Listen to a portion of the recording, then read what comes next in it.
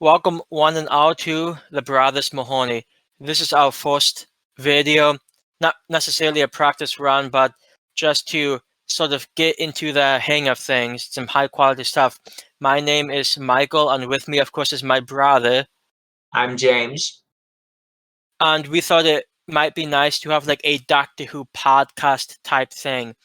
Both James and I have been decently long time fans of Doctor Who, even despite the recent quality drop, I think I would argue, of the last couple of seasons. And I thought it might be nice to just come talk about Doctor Who. And in this video, I thought I was planning to talk about what we want to do with this channel, what we hope, what we dream of. But before that, I guess let us talk about who we are. We are indeed brothers from a beautiful location in Indiana. Fantastic stuff. Our parents owned the Three Doctors, which of course is a John Pertwee story, on VHS, which we watched growing up. I can't say how many times we watched it, but I do have vivid memories. I've seen it. And I think that's the only classic Who we saw before, of course, expanding the horizons later on. Does that sound about right? Yeah, I know that we didn't have all that much money growing up, so when the DVDs were coming out, of course we live in the United States, so Region One, we got them not when they were coming out, but we got them slowly as we could afford to get them. So I know as like late as I think 2014 or so, we only had like maybe 20 classic stories on DVD. And some of them were truly classics, like Daughter and the Bannerman. Yes, we had Dowdy and the Bannerman. That was, I believe, our first Seventh Doctor story, either that one or Remembrance. Yeah. Yes, either that one or Remembrance. I don't remember which we came with first. Among others, back that we well, our father was a big fan of Doctor Who. He had coded on public access television while he was at college, and he had always enjoyed the show, and that's why we enjoy. And that's at least part of why we get into the show as well. And we watched it when it first came back in 2005 on Sci-Fi in the United States, at least the first season, and then of course it moved to BBC America. So yeah, we've been following the revival since it started. But among other early DVDs were the Key to Time. We have the original very loud box set. You know, it was re-released in 2010, I believe, where it's a lot smaller than it was. And we also have that as well. But we had the Key to Time. What else did we have? Did we have any? Oh, we had the Dalek Invasion of Earth, the popular story. So we had like Spared from Space, which is the first John Pertwee story. We have a very old copy of that one. In fact, the DVD copy we've rebought it. We have a nice fresh new copy now. But the first copy we got didn't even have subtitles, and it was also released prior to the revival coming back. I think it was 2003. Yeah, so it's quite an old DVD.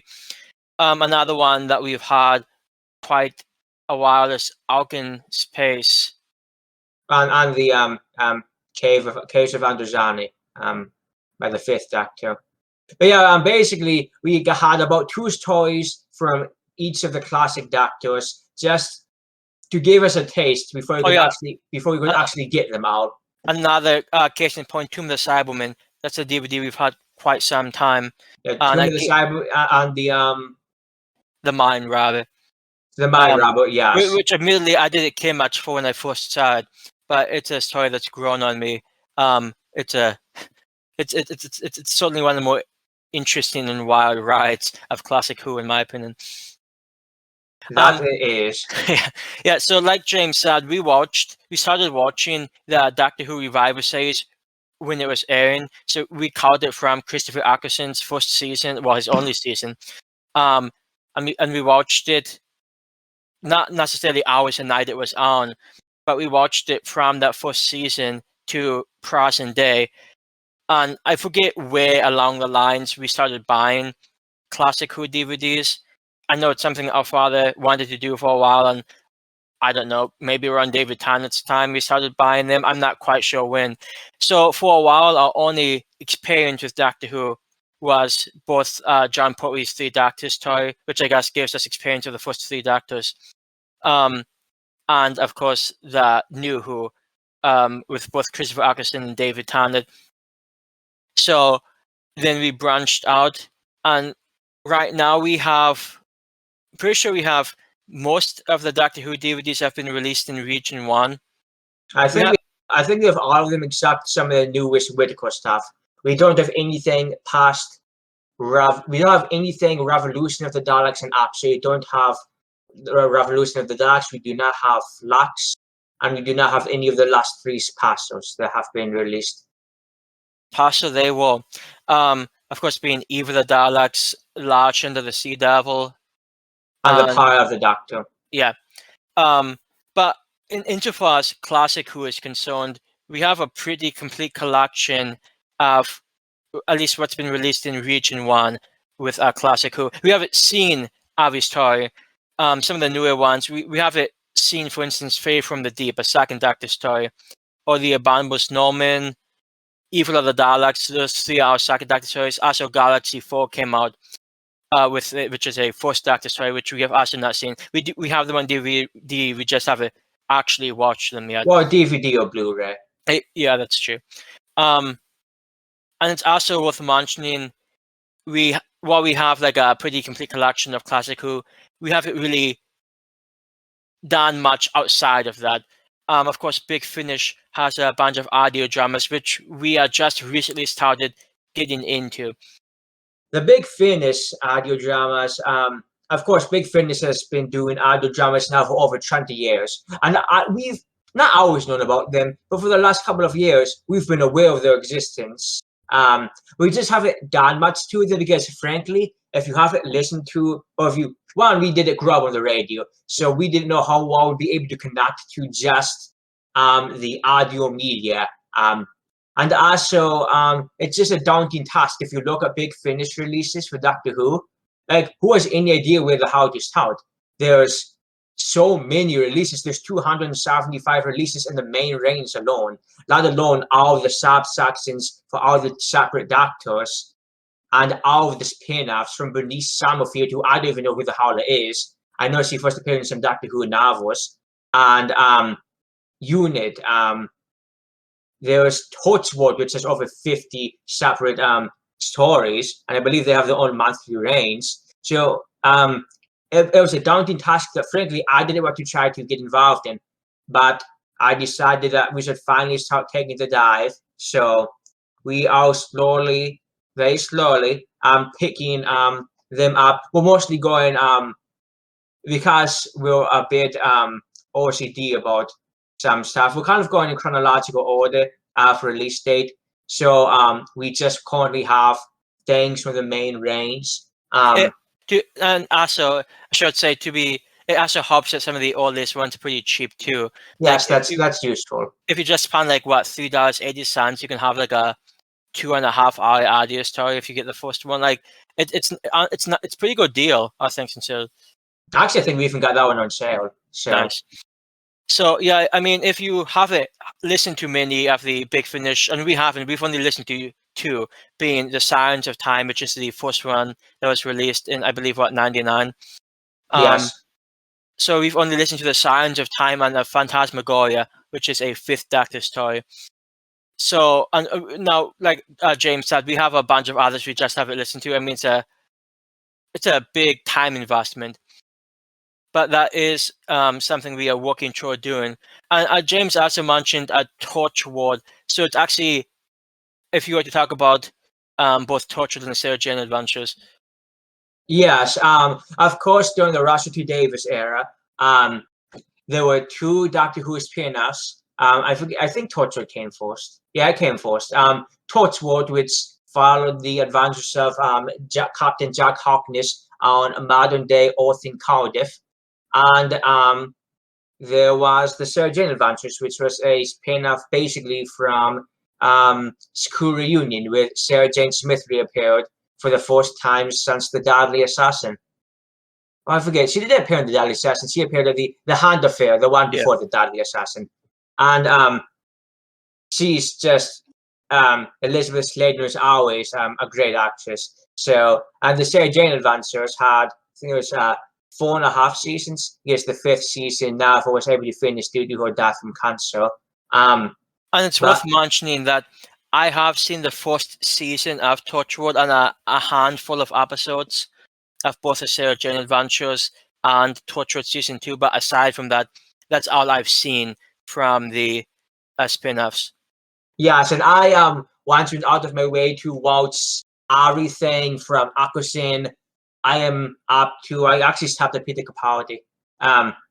So I watched all of the spin-offs, Sarah Jane Adventures, Torchwood, within a chronological date of when they were aired on the TV. So I just slotted in the episodes when they'd fit in, which isn't the best way to watch them, but I found it a useful way to fit in all the minisodes like Pond Life for Matt Smith, and out of the not hundreds, but there was a lot of smaller mini episodes during the Matt Smith period, and of course the Ava Classic Tower episodes for season 2 of the revival series 2, I suppose, with these very low quality things that came out in 2006 cell phones that I mean, they didn't come out on cell phones, but they were low quality, so you could watch them on your cell phone to get you interested in the upcoming episode. And those are a hoot. If you haven't seen those,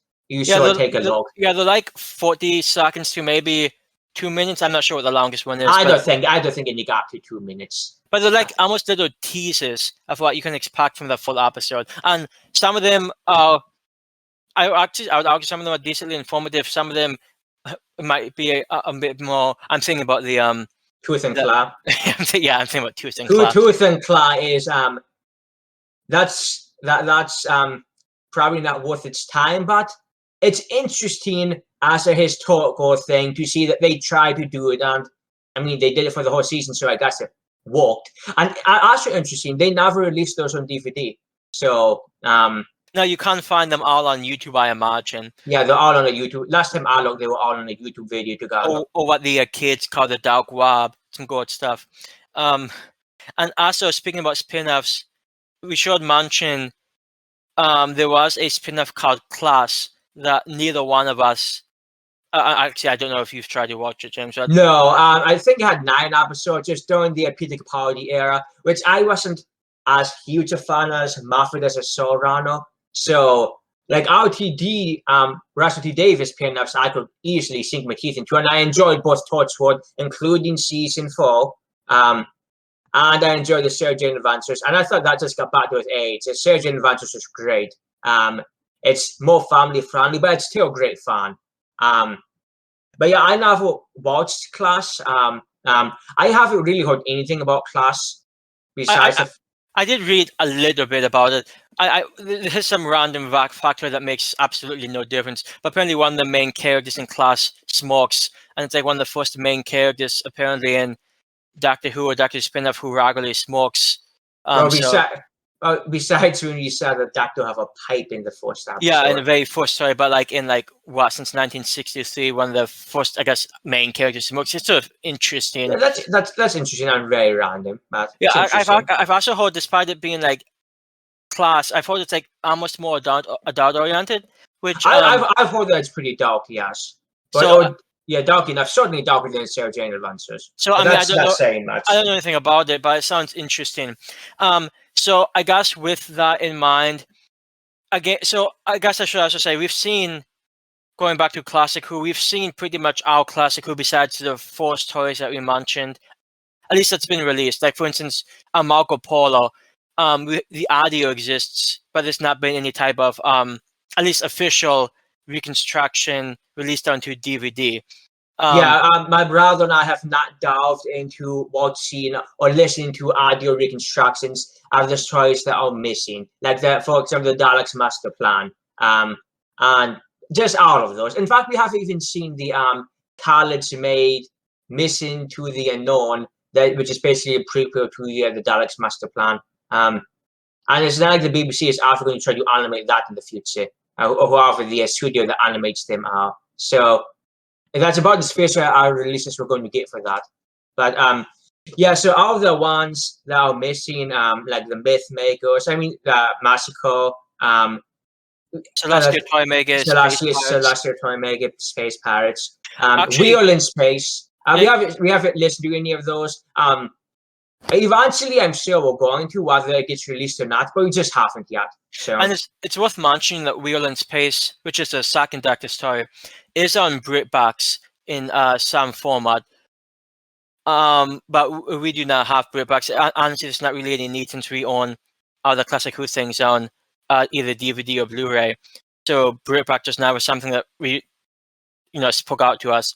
But I know that Wheel in Space is on BritBox. I've heard it's almost like a mixture of a telesnap and animation, but again, I've not seen it, so I can't actually confirm that. But I do know they have it there. It's just never been released onto DVD or Blu-ray.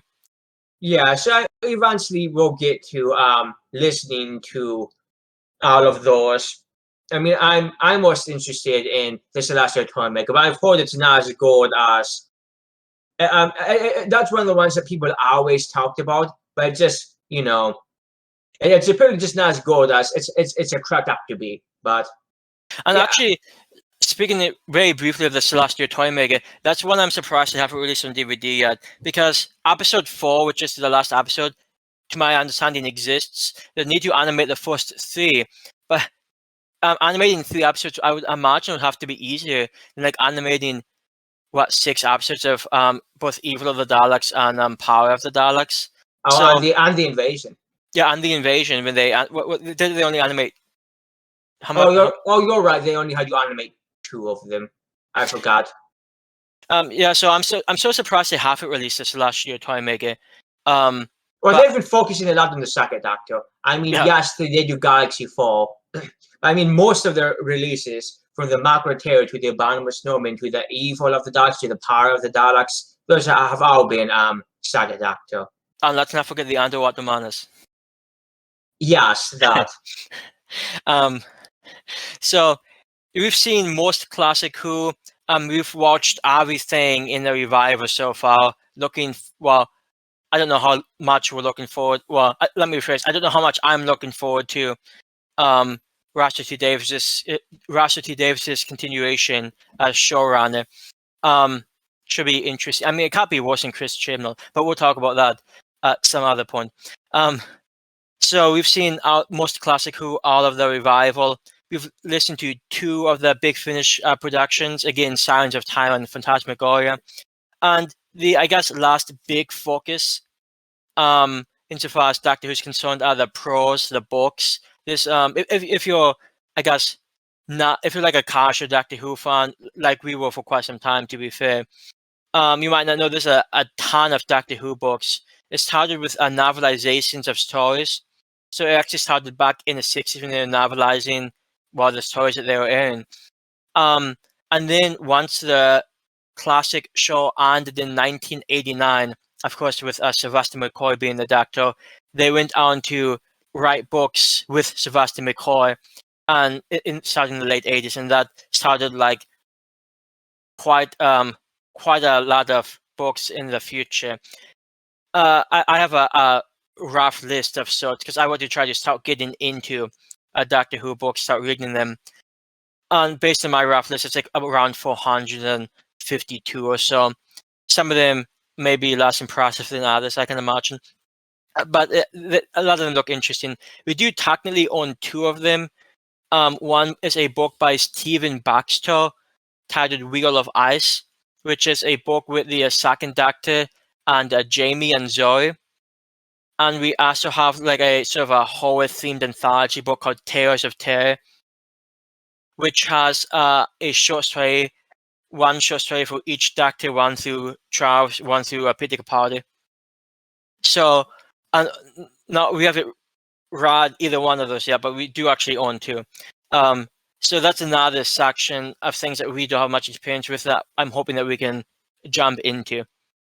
Yes, and we didn't say before, which I'm not sure we did, we plan on using this channel to just host discussions between ourselves about different facets of Doctor Who media, from talking about the revival series to talking about things in the classic era to talking about what's going to be basically our first impressions for the audio books when we listen, the audio dramas when we listen to them, and just discuss how we enjoy them, our thoughts about them, interesting facts about where they take place in the chronological history of the Doctor, which is going to be mostly based on the TARDIS Wiki, which is an amazing source for all things Doctor Who.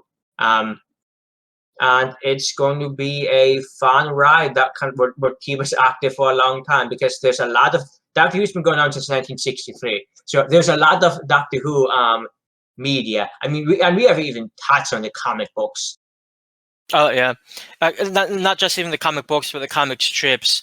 Because they've been publishing comic strips for Doctor Who since I also believe the 60s, which I believe were drastically different than the canon in the show. I think the comic strips actually had the Doctor having 2 grandchildren. Yeah, some strange things, especially in the early ones. But I mean, certainly there are comic strips out there that are very well received. And of course, there's a ton of comic books. Technically, I guess I do have. It's also worth mentioning. My brother and I collect comic books. Big Shark, Doctor Who, and comic books. I do have some Doctor Who comic books. I've not read any of them. They're like things I got from either like a free comic book day type thing, or maybe I would spend like $2.50, $3 on just a random Doctor Who comic. If if it's like Sylvester McCoy or which isn't really the best way to buy Doctor Who comic books. No, it's not. And like I said, I've not read any of them. But that's another facet that we can cover. So I guess to finish off our basic plans, we talked about this a bit to see what works best. We sort of want to watch, or at least I think it's best to watch New Who, the Revival series, in order, which includes, well, of course, other Revival series, but also the spin-offs being Torchwood, Sarah Jane Adventures, and Class. So watching them in order, probably the way that James, I guess. I went through one day. I have a list on my computer of the air dates for everything in the classic era. So I have all of the episodes of Sarah Jane Adventures and Torchwood slotted in to when they would have aired on TV. So we can watch them that way. We might do a little finagling when it comes to Torchwood season 4, just because half of that would be interspersed with one of the Doctor Who seasons, which we can probably like even that out. But we'll discuss that when we get there. And Class only is 9 episodes, and that would be easy enough to get the information for as well. Yeah, and I'm somewhat loath to do it this way, because we're going to cover Classic, Who sort of randomly, and we might go through the process of how we do that in another video. But we'll just probably go through Classic Who moderately randomly. Of course, we'll watch some of them in order, like the Black Guardian trilogy, Key to Time, Travel Time Lord. Yeah, E-Space trilogy, and this one, I guess Frontier in Space and Planet of the Daleks. Yeah, so I mean those 5 things we'll probably we'll obviously watch in order, but for the most part we are probably going to be jumping randomly, because I like the idea of talking about the second Doctor story and then jumping to like maybe a McCoy story and going back to Colin Baker. Yeah, so I don't necessarily like the idea of watching all of Doctor the Revival series in order, but it makes it more sense, especially when, well, obviously the new series as such. Yeah, it's more not story based, but it has story arcs, which the original series only had in spades. Yeah, basically. so I mean, and it's a shame too, because I have a lot of things I want to say about Chris Chibnall's time as the Doctor, which I'll probably throw in bits and pieces. But I think it's also fair to say that, I think it's fair to say that once Russell T Davies's time stops up, I'm not sure where we'll be, but actually I sort of want to cover those. Yeah, we should cover those when they come out. Yeah, and we can work on the backlog coming forward. Yes. And we have a while to wait. That's until near the end of next year. So. Oh God. So I assume you've seen this Casually news. I pay more attention to Doctor Who news than my brother does. So not too much more attention. I don't like read articles from BBC, but I'm on the Doctor Who subreddit. So I get a lot of my news from there, and I follow some Doctor Who people on YouTube as well. And I also have to imagine we're going to be covering, I don't want to say news stories, but just like bits and pieces as they come out. Like for instance, they released a picture of the 15th Doctor's wardrobe, and people were talking about it on Twitter. It's beautiful. It actually doesn't look great in my opinion, but it's okay.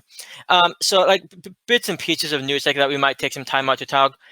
It's worth mentioning also that I wasn't necessarily planning to be like a deeply like in-depth like discussion. I mean, I guess we'll talk for as long as like as long as the topic warrants it, basically. Yeah, like so there could be some variety in videos. Like, as I was thinking earlier, we want to cover the audio dramas. I'm not really sure how much I have to say about the Science of Time.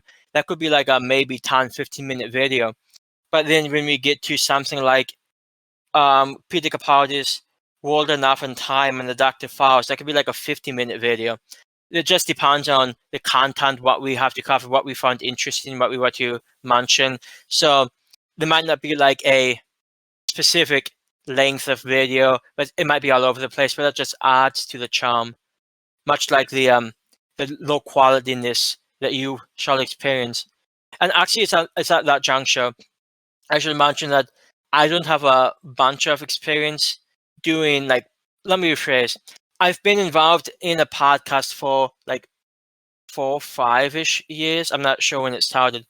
But I don't do any of the work. I just talk.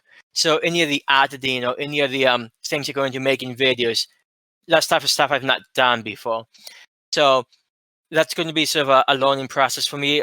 James has done a little bit of videos on YouTube, so he might have a little more experience than I do. But it might take a little for our videos to get up to the type of video like you're going through YouTube. Hey, that looks fun. I don't even know how to start like a main picture for a YouTube video. It's not too hard. Yeah, well, I would hope not, but life is sometimes complicated. So yeah, so there's a lot of things that we hope to do. We hope to have a fun time. Hope to eventually down the line, and this type of thing takes a while. But hopefully, build some type of community. I don't know. It should be fun. There's a bunch of obviously there's a bunch of Doctor Who podcasts out there. We don't really listen to that many. We occasionally, well, at least I occasionally listen to a few Harbour Holmes videos. He does sort of reviews or reactions to well, actually, I'm assuming more than just the Reviver series, but I've just watched the Reviver series stuff and some stuff from Jay Axley. Yeah. So see, that's how out of the loop I am. There's obviously a big Doctor Who community on Twitter, for instance, and Brothers Mahoney does have a Twitter page, but which we will link at the bottom of the video. Well, yeah. we'll link, yes, in the description. Yeah. For as long as Elon Musk lets us keep it, because I heard some news from Twitter recently. And I don't use Twitter all that often, so. So there's already an existing Doctor Who like community out there, which online community, which we've at least like, well, James uses Reddit, which I don't use. So we both have different areas that we dwell in, but I've never really been big on the online Doctor Who community, so I'm not involved in that, so it might be difficult to jump in.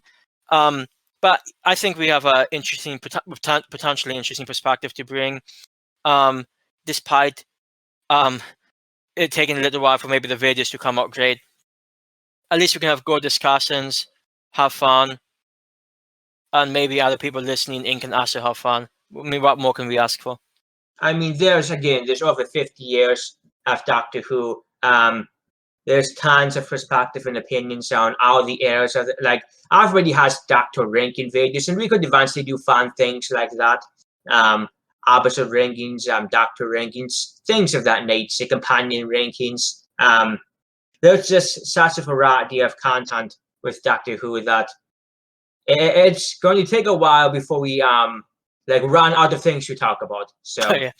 I mean, just consider out not just out of Classic Who and other revival, but once we actually start getting into the books, other prose that exists, comic books, audio dramas, there's just so much out there. I to point out, both my brother and I enjoy reading. So I know some people reading isn't their thing, which is fine. Everybody has their things they like. But I read basically every day. Mostly fiction novels, sometimes non-fiction novels. And yeah, so reading won't be, it won't be a chore for us to do.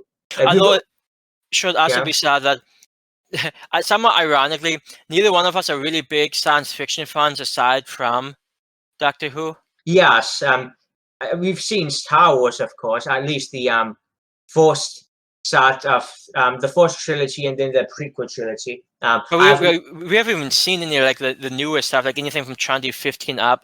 Well, yeah, but I said that's for the past. I've from people I trust, it's not very good, so I don't believe we're missing out on that much. So yeah, we don't really have much of a background in sci-fi aside from Doctor Who. I mean, like I said earlier, we both read comic books, but it's like superhero comic books, which I would necessarily call sci-fi. But I guess some people sort of lump it in there. But so with Doctor Who being the only sci-fi we really experience, some of the books might be theoretically maybe more difficult to get into, but that just adds to the fun.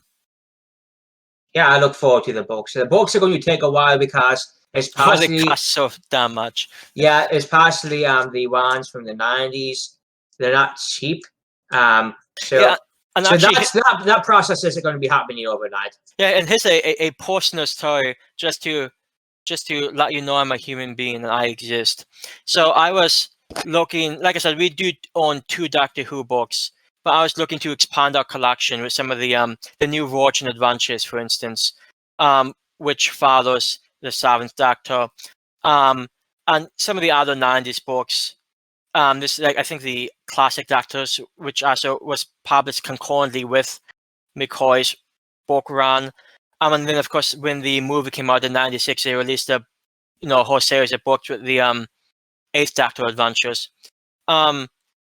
So I was looking just to pick up some Doctor Who books. There was a bid on eBay for I think it was 33 books plus a trivia book, and the bid started out at $25.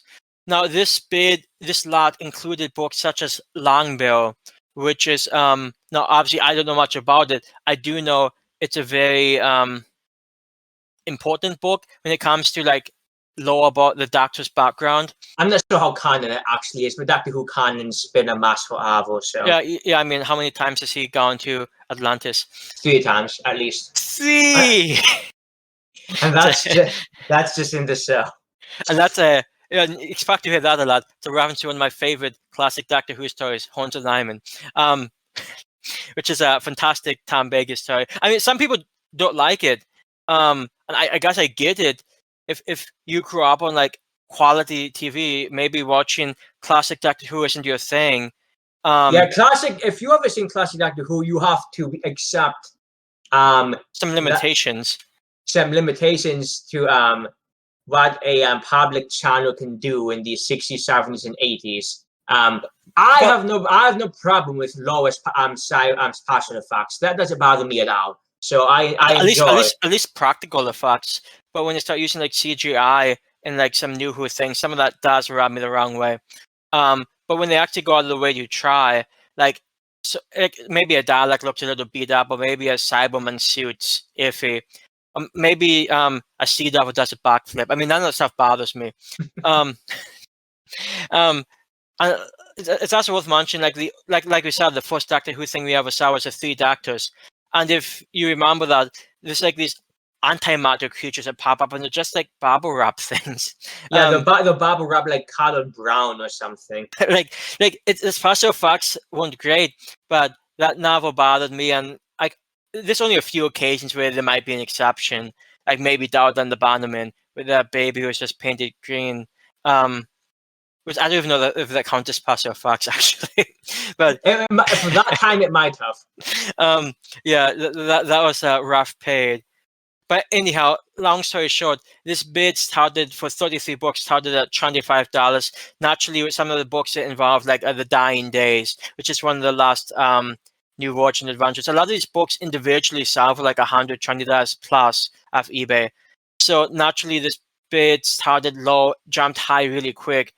I went up to like $610. Which would have sucked to spend that much on 33 books, but it still would have been worth it. And unfortunately, in the last like 20 seconds, I got sniped, and the guy paid like 620 for it. Case in point being that the books are going to take a while to attain. But luckily, with other stuff that we have, like Classic Who, Revival, I mean, we can pop in books whenever we get them. So I don't know. I think because of, like James said, because of the variety of Doctor Who, like it's been going on since 1963. There's so many different things we can talk about, and a lot of it's going to be jumping around randomly, going all over the place. It should be fun. That's one of the reasons I was looking forward to doing this, and plus, not only do we get to watch some Classic Who again, but we get to talk about it. Some of the ones we really enjoy, like for instance, the Horns of Nyman, which is just fantastic. And you even watch some of the ones that maybe I don't remember as well.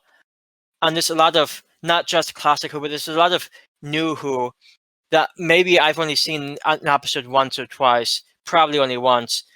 God help me when I have to watch Jodie Whittaker stuff again. But that, I guess, is part of the fun.